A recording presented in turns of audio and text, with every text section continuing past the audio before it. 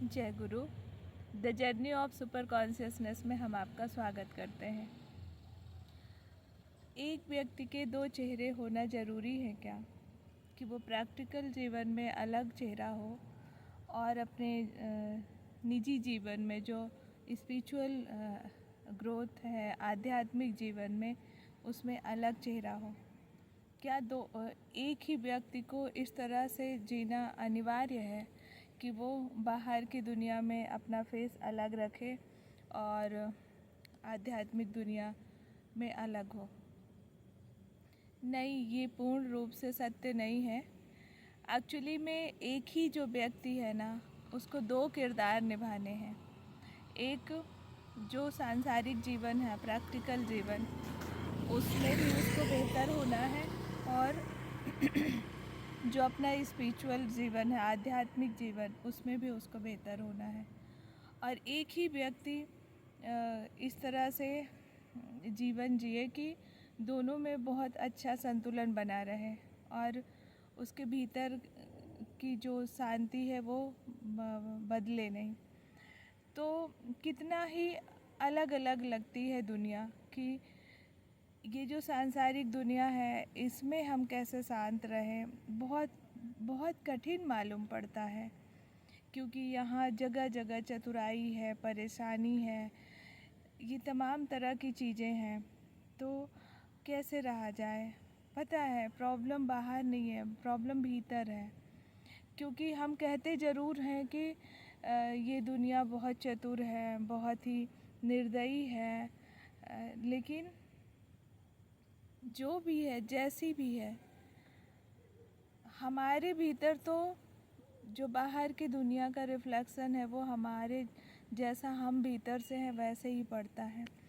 ये मुझे सत्य बहुत अच्छे से समझ में आ रहा है कि जब भी हम परेशान होते हैं ना, तो एक्चुअली में परेशानी बाहर से नहीं आती है, परेशानी अपने भीतर होती है।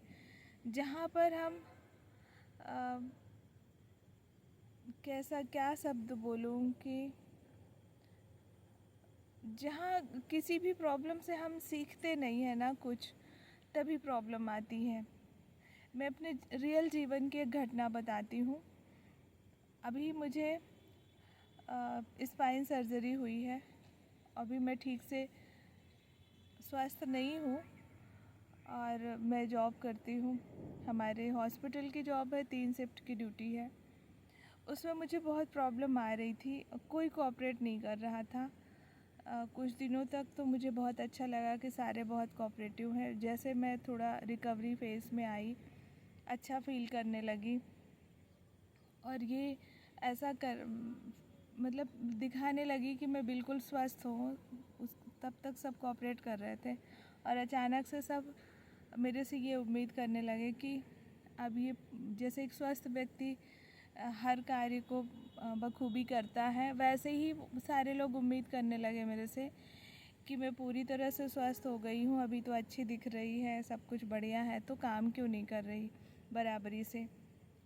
तो मैंने सोचा भीतर कि मेरी क्या गलती है, ऐसे क्यों उम्मीद कर रहे हैं सब लोग। बट मेरी ही वो थी कि एक्सपेक्टेशन की नहीं, मैं स्वस्थ दिख रही हूँ और मैं कर सकती हूँ।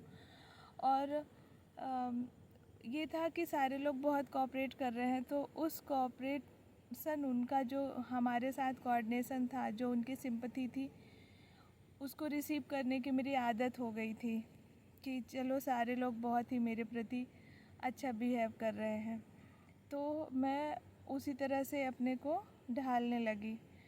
फिर अचानक से जब ये सारी प्रॉब्लम हुई कि अब मुझे टफ़ ड्यूटी करना है, तो मेरे अंदर ना एक विरोध सा आया, क्रोध सा आया कि सब लोग मेरे से उम्मीद कर रहे हैं कि मैं पूरा वैसे ही कार्य करूं, हर चीज़ वैसे ही करूं जैसे मैं पहले करती थी, 100% दूं, और मेरे में क्षमता नहीं है। तो सारे लोगों की गलती नहीं है, वो लोग तो चाहेंगे ही कि 100% दो। इस नेचर का हर एक कण कण चाहता है कि आप अपना 100% दो। बीमार हो तो आपकी गलती, आप क्यों बीमार पड़े? कहीं ना कहीं प्रॉब्लम आप में थी, इसलिए आप बीमार पड़े। इस सृष्टि में अगर आप आए हो ना, तो बिना गिव अप किए अपना 100% देते जाओ, अपनी स्ट्रेंथ बढ़ाओ, मतलब अपनी बॉडी की, अपना मानसिक स्ट्रेंथ बढ़ाओ, है ना, फिजिकल, मेंटल और स्पिरिचुअल तीनों ही हेल्थ बढ़ाओ। नहीं तो यहाँ बीच बीच में आपको बहुत तरह की परेशानियों का सामना करना पड़ेगा। तो ये प्रकृति आपको ना, जैसे रेस लग रही है, उस रेस में आप दौड़ रहे हो तो दौड़ते जाओ। यदि जिस स्पीड की वो रेस है उस स्पीड में आप नहीं चलोगे तो आप गिरा दिए जाओगे या गिर जाओगे, स्वयं से सब कुछ हो जाएगा। तो ये स्पीड जो भी व्यक्ति कम करता है अपने जीवन का, वो फेंक दिया जाता है। यही सृष्टि का नियम है। तो आप ना, मतलब जो भी प्रॉब्लम हो रही है आपके साथ, चाहे फिजिकल हेल्थ हो या मेंटल हेल्थ हो, इसका कसूर किसी और का नहीं है, ये आपका ही है, स्वयं का। और इसको ठीक करना आपकी जिम्मेदारी है। यदि आप ठीक नहीं कर पाते हो तो आप इस रेस में अलग कर दिए जाओगे, साथ में नहीं चल पाओगे। तो मैंने डिसीजन लिया कि ठीक है, जितना ही मुश्किल हो, जैसा भी हो, मैं अपना 100% दूंगी। और यदि 100% नहीं दे पाई, 100% देते देते यदि मैं मर भी गई तो कोई बात नहीं, ईश्वर देख लेगा। क्योंकि ईश्वर ही है, उसी ने पैदा करा, उसी ने हमें पाल रहा है, वही सब कुछ कर रहा है, तो वो देख लेगा। लेकिन कभी भी आपके सराउंडिंग से कभी सिंपैथी गेन करने की कोशिश नहीं करो, क्योंकि सारे लोग सिंपैथी कोई नहीं दे सकता आपको। सब रेस के हिस्से हैं, सब अपनी अपना जीवन जी रहे हैं और आपको भी अपने तरीके से जीना होगा। और उस रेस का जो, जैसे हाईवे पे सेम स्पीड से गाड़ियाँ चलती हैं और जिसकी स्पीड कम होती है, बाहर पीछे वाला से आप एक्सीडेंट होने के पूरे चांसेस होते हैं। तो स्पीड मेंटेन करके चलना पड़ेगा। तो मैंने डिसाइड करा कि मैं अब किसी से सिंपैथी नहीं लूँगी, मैं करूँगी टफ़ एंड पूरा करूँगी। मैं अपनी फिजिकल स्ट्रेंथ, मेंटल स्ट्रेंथ बढ़ाऊँगी। और जैसे ही मैंने ये डिसाइड करा तो मेरे भीतर का जो एक क्रोध था, विरोध था, भीतर कुछ खुल गया, जैसे एक समर्पण सा आ गया नेचर के प्रति, ईश्वर के प्रति, कि ठीक है ईश्वर, आपने ये जो दिया है मुझे फिजिकल इशू, इसका सलूशन आप ही निकालो। मुझे स्ट्रेंथ दो कि मैं जिस रेस में आपने मुझे रखा है, जहाँ पर हूँ, जिस जगह पर हूँ, मुझे जो स्पीड चाहिए, जितना हेल्थ चाहिए मुझे उतना दो, मैं करूँगी। और कुछ मेरे भीतर ठीक हो गया। मुझे नहीं पता क्या ठीक हो गया, पर कुछ ठीक हो गया, मुझे अच्छा लगने लगा तत्क्षण। और अपने आस पड़ोस से जो मुझे कुछ पाने की उम्मीद थी, उनसे जो सिंपैथी पाने की उम्मीद थी कि लोग मुझे समझ क्यों नहीं रहे हैं, मैं करना चाहती हूँ बट मैं नहीं कर पा रही हूँ, लोग कोऑपरेट करें मुझे, वो जो जब उम्मीद ख़त्म हुई ना, तो भीतर से कुछ कुछ संभल गया। मैं नहीं बता पा रही हूँ क्या संभल गया।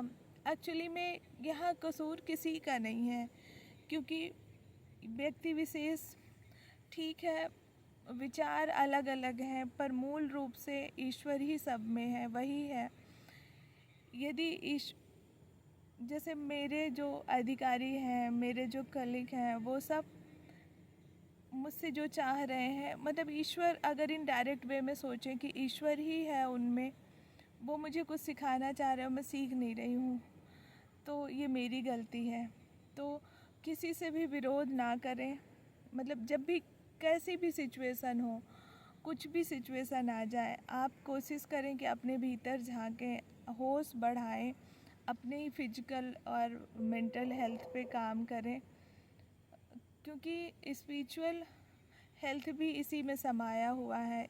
जब आप संसार में विरोध करते हैं तो आपका स्पिरिचुअल हेल्थ भी डाउन होता है, मतलब स्पिरिचुअल जो ग्रोथ है इसी में समाया है। जब आप बाहर और भीतर कोई अलग अलग नहीं है, ये दिखता है कि एक सिक्के के दो पहलू हैं, एक्चुअली में एक सिक्के का दो पहलू नहीं है, एक ही सिक्का है। मतलब ये जीवन जो है ना, ये जो बाहर से दिख रहा है वही भीतर से भी है। मतलब सेम रखो, अंदर बाहर सेम रखो, कहीं प्रॉब्लम नहीं होगी। और अगर प्रॉब्लम होती है ना, तो फिर भीतर ढूंढो कि कहाँ कहाँ मैं सीखने में गड़बड़ी कर रही हूँ, कहाँ हम नहीं सीख पा रहे हैं। और जब आप उस विशेष परिस्थिति से एक्चुअल में जो सिखाना चाह रहा है ये प्रकृति आपको, अगर वो सीखते हो ना, तो वो बाधा हटती है, मिटती है।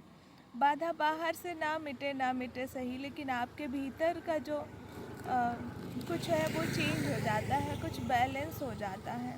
मैं उसी बैलेंस की बात कर रही हूँ कि कितनी भी समस्या हो, कुछ भी हो जाए,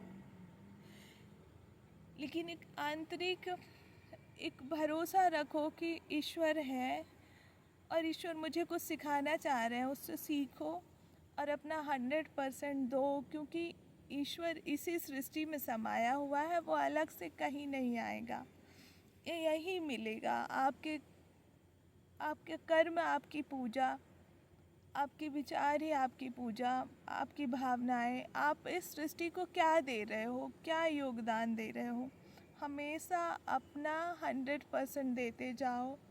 फिर जो होगा वो स्वीकार करो।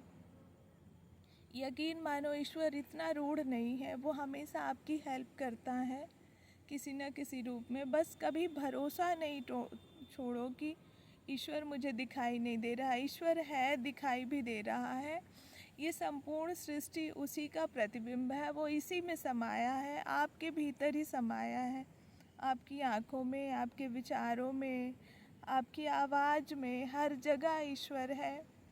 और अगर आप इस रूप में ईश्वर को खोजते हो, तो यकीन मानो आप अकेला फील नहीं करोगे।